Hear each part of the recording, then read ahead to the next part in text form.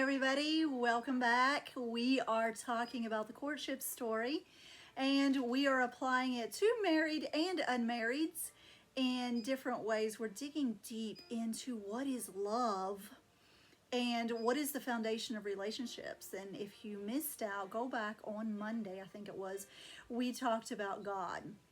If we do not have God's love in our heart and we're not receiving love from God, coming down from God, we cannot share it with the people around us, okay? It's not going to work because God is love. What's the definition of love? God. God.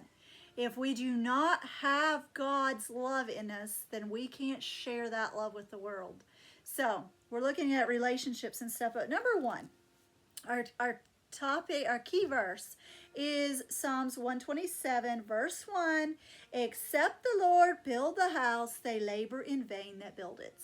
So let's not forget that. If God is not a part of your relationship, you're just spinning your wheels. It's in vain. Okay, God says that very clearly. If God is not the center, and we talked about this yesterday, when you're starting a relationship, you must have God first and then work on yourself first before you even bring anybody else into your life.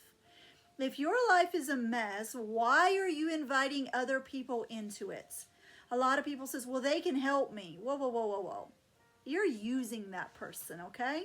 That's not going to give you a loving relationship that you want, okay? They're going to be resentful and they're going to let you down because they're human, and you're going to be hurt and sad. So yesterday we looked at number one, your relationship with God is not going to be any deeper than your relationship with your spouse or your partner, okay? However deep you go with God, however intimate you are with God, is exactly how deep and intimate your marriage and your relationships will be. Okay? That's just how it is, okay?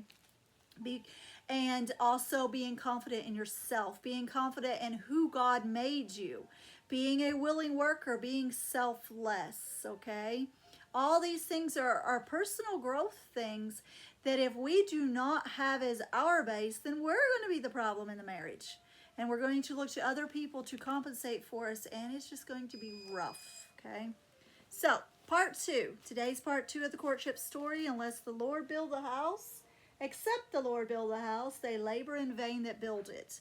Number two, how are we going to do this? So we've worked on ourselves. We have a deep relationship with God. It's very intimate. We listen to Him. And now we see somebody we like, or they have come and showed interest in us. How do we begin?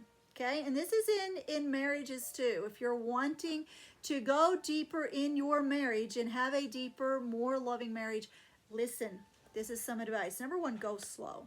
Go slow, okay? Go slow. I can't tell you that enough. You are making a decision that will last you a lifetime. You've got all the time in the world, okay?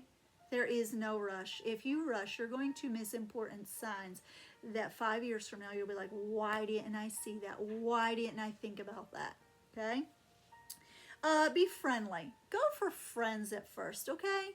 The minute you get beyond friends in a relationship like that, when you start kissing and hugging and all that kind of stuff, parts of your brain shuts down. Okay, that's science. You can go research that for your own self. So be friends first. Learn to know them on a friend base. You're gonna have to live with this person the rest of your life. You better be pretty good friends. Okay. Ask for advice. Never make the most important decision of your life without asking other people's opinions. Okay, whether you're asking them, am I ready for this? Or do you think they're ready for this?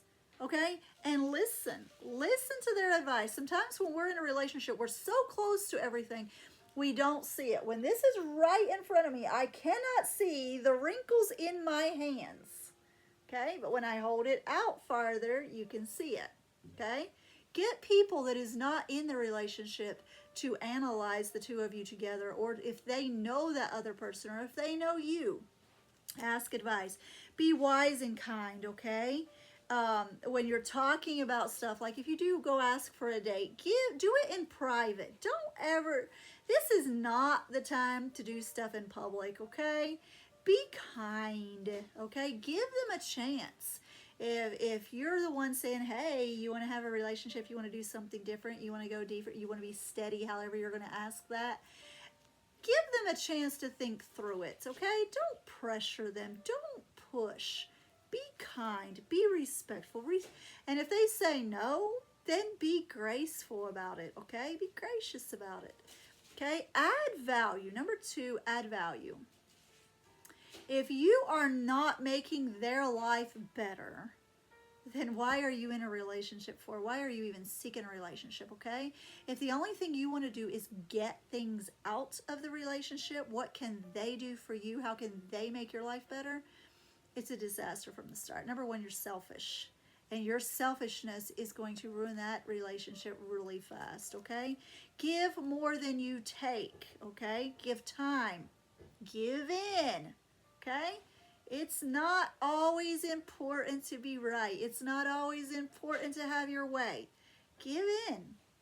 Give a hand. Okay? If you know they're struggling, help them.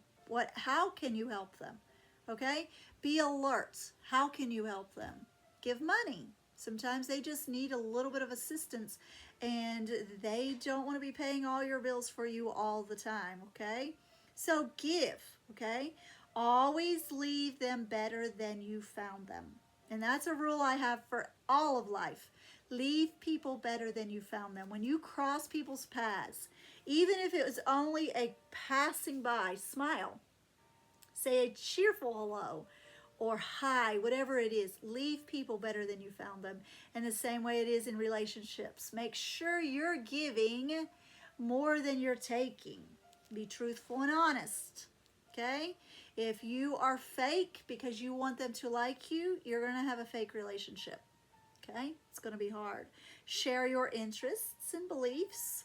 Serious conversations and questions. Listen carefully, okay?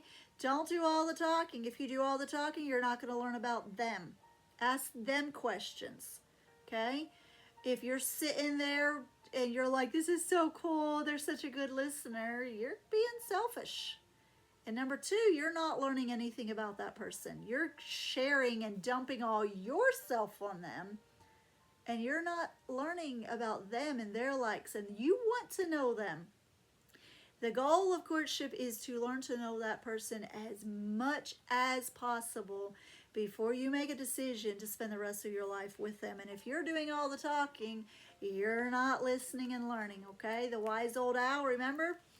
The more he knew, the less he spoke. Listen, okay? Listeners is a job deficit, okay? There is such a huge need for listeners in the world today. If more people would listen, the world would be a better place. So start with you. Start with you. Listen, okay?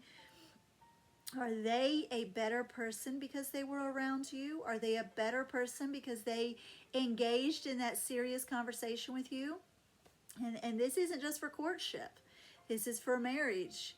When you and your husband or wife sits down and talks, are you helping them? Are you encouraging them? Are you correcting them in a loving way? Are you giving them tips and ideas and advice that will help them? Are you leaving them better than you found them? Okay? Are they glad that they know you and have you in their life? Are you adding value to their life?